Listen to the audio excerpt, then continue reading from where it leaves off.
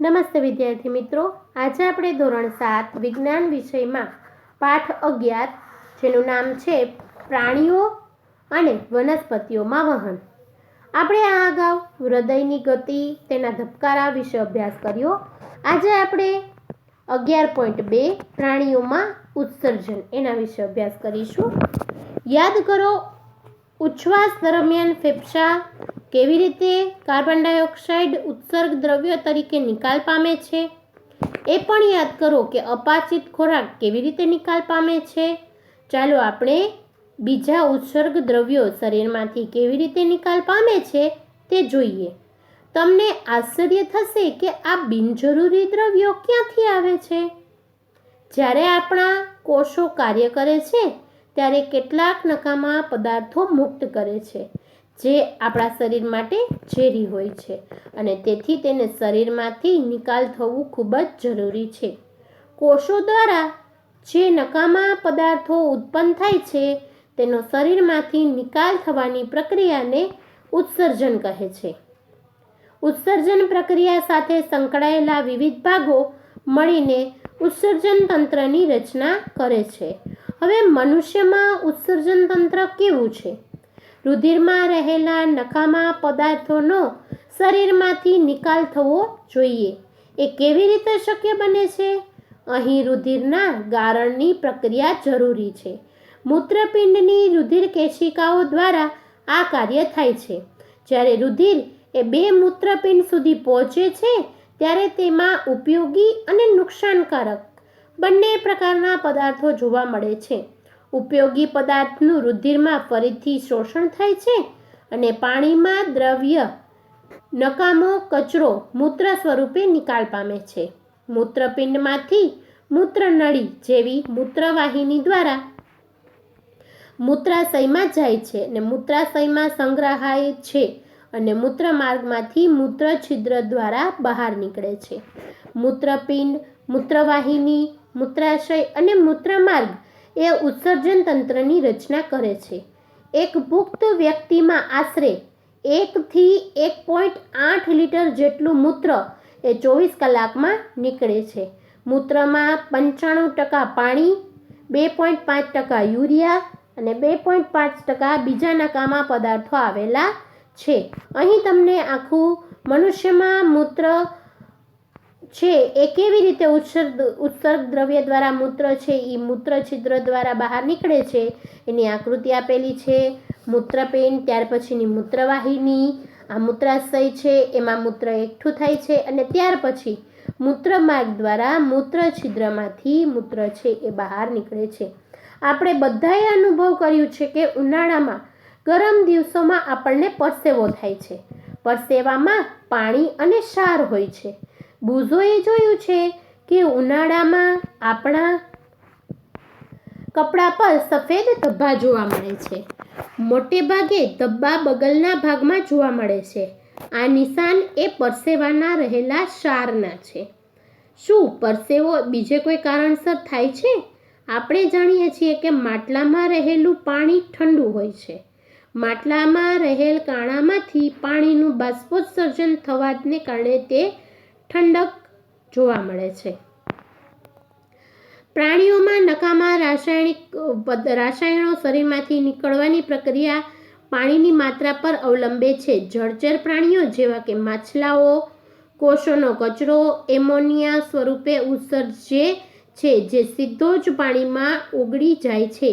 કેટલાક ભૂચર એટલે કે જમીન નિવાસી પ્રાણીઓ જેવા કે પક્ષીઓ, ગરોળી, સાપ, અર્ધધન સફેદ રંગનો પદાર્થ છે એ ઉત્સર્જે છે. મનુષ્યમાં મહદઅંશે ઉત્સર્ગ દ્રવ્યો તરીકે યુરિયા જોવા મળે છે. કેટલીક વાર મનુષ્યમાં મૂત્રપિંડ એ ચેપકી ઈજાને કારણે કામ કરતા બંધ થઈ જાય છે. મૂત્રપિંડની નિષ્ફળતાને કારણે રુધિરમાં નકામો કચરો ભેગો થાય છે. જ્યાં સુધી આવા વ્યક્તિમાં રુધિરને સમયાંતરે કૃત્રિમ મૂત્રપિંડ દ્વારા ગાળવામાં આવે છે ત્યાં સુધી જીવિત રહે છે. આ પદ્ધતિને ડાયાલિસિસ કહેવામાં આવે છે. આવી જ રીતે જ્યારે આપણને પરસેવો થાય છે તે આપણા શરીરને ઠંડુ કરવામાં મદદરૂપ થાય છે. હવે છે 11.3 વનસ્પતિઓમાં ઘટકોનું વહન. હવે આપણે જોઈએ કે પ્રકરણ 1માં તમે શીખી ગયા કે વનસ્પતિ જમીનમાંથી પાણી અને ખનિજ તત્વોનું શોષણ કરે છે અને પર્ણ સુધી પહોંચાડે છે. પ્રકાશ સંશ્લેષણ દ્વારા પર્ણો કાર્બન ડાયોક્સાઇડ અને પાણીનો ઉપયોગ કરી ખોરાક બનાવે છે. પ્રકરણ 10માં તમે શીખી ગયા કે ખોરાક એ ઉર્જાનો સ્ત્રોત છે અને દરેક કોષ એ ગ્લુકોઝના તૂટવાથી ઉર્જા પ્રાપ્ત કરે છે. કોષો આ ઉર્જાનો ઉપયોગ જૈવિક ક્રિયાઓ માટે કરે છે. આથી સજીવોના દરેક કોષ પાસે ખોરાકનો જથ્થો પ્રાપ્ય હોવો જોઈએ. તમે ક્યારેય એવું વિચાર્યું છે કે પાણી અને ખનિજ તત્વો જમીનમાંથી મૂળ દ્વારા શોષાય પર્ણ સુધી કેવી રીતે પહોંચે છે? પર્ણ દ્વારા બનાવેલો ખોરાક એ વનસ્પતિના જુદા જુદા ભાગો સુધી કેવી રીતે પહોંચે છે? હવે આપણે શીખીશું પાણી અને ખનિજ તત્વોનું વહન. વનસ્પતિ મૂળ દ્વારા પાણી અને ખનિજ ક્ષારોનું વહન કરે છે. મૂળ છે એ મૂળ રોમ ધરાવે છે. મૂળ રોમ એ પાણીમાં દ્રાવ્ય ખનિજ ક્ષારોના શોષણ માટે મૂળની સપાટીમાં વધારો કરે છે. જમીનમાં કણો વચ્ચે રહેલા પાણી અને મૂળ રોમમાં સંપર્ક હોય છે. શું તમે અનુમાન બાંધી શકો છો કે મૂળ દ્વારા પાણી પર્ણ સુધી કેવી રીતે પહોંચે છે? વનસ્પતિમાં કેવા પ્રકારનું આખું પરિવહન તંત્ર આવેલું છે? હવે આપણે જોઈએ પહેલી બુઝોને વિચાર આવે છે કે વનસ્પતિ પાસે પાઇપ એટલે કે નળીઓ એવી હોય છે કે જેથી પાણી એ વનસ્પતિના તમામ ભાગોમાં પહોંચે છે, જેમ કે આપણા ઘરને પાણીનો પુરવઠો પહોંચે છે. બુઝો સાચો છે. વનસ્પતિ પાણી અને ખનિજ ક્ષારોના વહન માટે પાઇપ જેવી વાહિની ધરાવે છે કે જેમાંથી આપણા શરીરમાંથી જેમ રુધિર પસાર થાય એવી રીતે આમાંથી પાણી અને ખનિજ ક્ષારોનું વહન થાય. આ વાહિનીઓ ચોક્કસ પ્રકારના કોષોની બનેલી હોય છે જેને વાહક પેશી કહેવામાં આવે છે.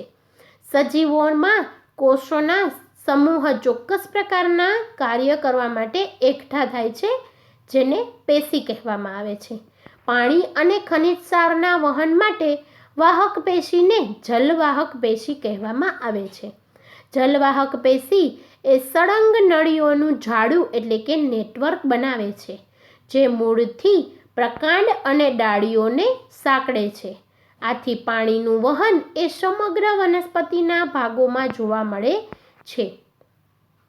પહેલી તેની માતાને થોડા ઘણા સૂકા ભીંડા અને બીજા શાકભાજીને પાણીમાં મૂકતા જુએ છે.